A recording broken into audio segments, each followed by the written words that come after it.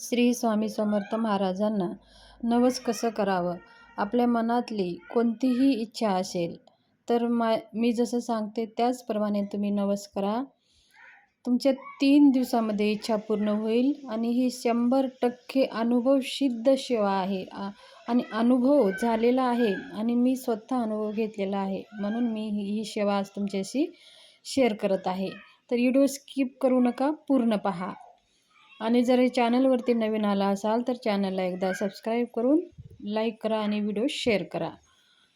श्री स्वामी समर्थ महाराज हे ब्रह्मांड नायक राजाधिराज योगीराज. श्री स्वामी समर्थ महाराज हे सगळ्यांचे चालक मालक पालक आहेत. ह्या सृष्टीचं कारभार त्यांच्या हातामध्ये आहे आणि ते सूक्ष्म रूपामध्ये सगळ्यांच्या हृदयामध्ये वास करत असतात. आणि मग ते स्वामी महाराज बघा, तुम्हाला जर अक्कलकोटला तुम्ही कधी गेला असाल तर स्वामी महाराजाचे एक शब्द आहे, मैं गया नहीं हूँ जिंदा हूँ. मतलब ते शरीर सोडलेलं नाही, म्हणजे अदृश्य झालेलं आहे. आता प्रत्येक देवी देवतांचं कसं शरीरात समाधी घेतलेली आहे, कसं आपण पाहतो. पण श्री स्वामी समर्थ महाराजांची समाधीसुद्धा घेतली नाही. त्यांनी फक्त असं अदृश्य रूपामध्ये गायब झालेले आहेत आणि ते म्हटले आहेत की मी इथंच आहे, सूक्ष्म रूपामध्ये इथंच आहे. म्हणून आज बी सुद्धा महाराज आपल्या हजारो लाखो लोकांना त्यांची अनुभूती येते आणि महाराज हे आहेत असं दाखवून देत असतात. आता बघा, नवस करताना काय करायचं आहे. महाराजांच्या मंदिरात जावा किंवा जर मंदिरात जाणं शक्य नसेल तर तुम्ही आपल्या घरामध्ये स्वामी समर्थ महाराजांच्या फोटोसमोर बसा आणि फोटोसमोर एक दिवा लावा, अगरबत्ती लावा, महाराजांना नैवेद्य दाखवा आणि धूपदीप ओवाळून फुलं अर्पण करून नमस्कार करा. आणि एक तुम्हाला बसायला एक आसन घ्या. आसनावर बसून हातामध्ये थोडं पाणी घ्या. पाणी घेऊन 3 वेळेस पाणी हातावरून खाली सोडा. केशवाय नमः, माधवाय नमः, नारायणा नमः म्हणून. मग 4थ्या वेळेस ओम गोविंदाय नमः म्हणून पाणी प्यायचं. मग महाराजांना नमस्कार करायचा आणि मग आपण एक नारळ, खडी साखर आणि थोडेसे फुलं हातामध्ये घेऊन महाराजांना नवस करायचा आहे. महाराजांना सांगायचं आहे, तुमचं नाव आणि गोत्र सांगायचं आहे आणि महाराजांना तुमच्या काही समस्या आहेत ते पण सांगायचं आहे.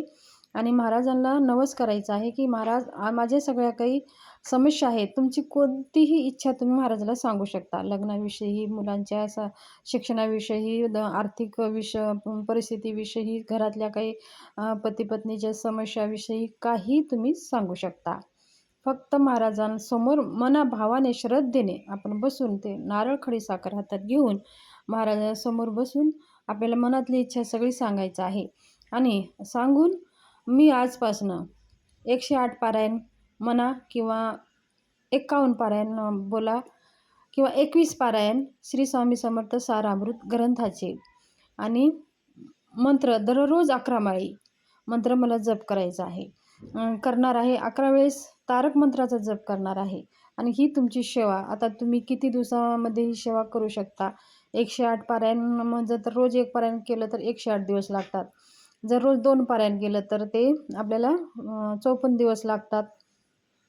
आणि जर आपल्याला 21 पारायण करायचं आहे आणि रोज 2-2 पारायण असं 21 पारायण जर करायचं असेल किंवा रोज 1-1 पारायण असं 21 दिवस आपल्याला पारायण करायचं असेल तर तुम्ही तुमच्या हिशोबानं नवस करा. अगोदर किती दिवसाचं पारायण करणार आहात ते तुम्ही ठरवून घ्या आणि मग ते स्वामी महाराजांसमोर बोला. 21 दिवसाचं बोला किंवा 11 दिवसाचं बोला. आणि 11 पारायण म्हणजे 21 अध्याय पूर्ण वाचले म्हणजे 1 पारायण घडतो. एक ग्रंथ पूर्ण वाचलं श्री स्वामी समर्थ सारामृत म्हणजे 1 पारायण घडतो. असे तुम्हाला 11 वेळेस वाचायचं आहे. म्हणजे 11 पारायण किंवा 21 वेळेस वाचले तर 21 पारायण आणि 108 वेळेस वाचले तर 108 पारायण असे होतात. तुमच्या हिशोबानं जसं तुम्हाला शक्य असेल तसं महाराजांना बोलून 21 दिवस, 108 दिवस, 51 दिवस किती दिवसामध्ये तुम्ही किती पारायण करणार आहात ते महाराजांना सांगून ते नारळ, खडी साखर महाराजांच्या चरणाजवळ ठेवून द्यायचं आहे आणि महाराजांना विनंती करायचं आहे. रोज रोज 1 पारायण, 11 माळी श्री स्वामी समर्थ मंत्र, 11 वेळेस तारक मंत्र ही सेवा करून पहा. तुमच्या जीवनात कोणत्याही समस्या असू द्या, महाराज ते सोडवणार म्हणजे सोडवणारच. हे अनुभव सिद्ध सेवा आहे आणि हे मी स्वतः अनुभव केलेली ही सेवा आहे. ही सेवा करून पहा, तुमच्या जीवनाचं सोनं होईल. धन्यवाद.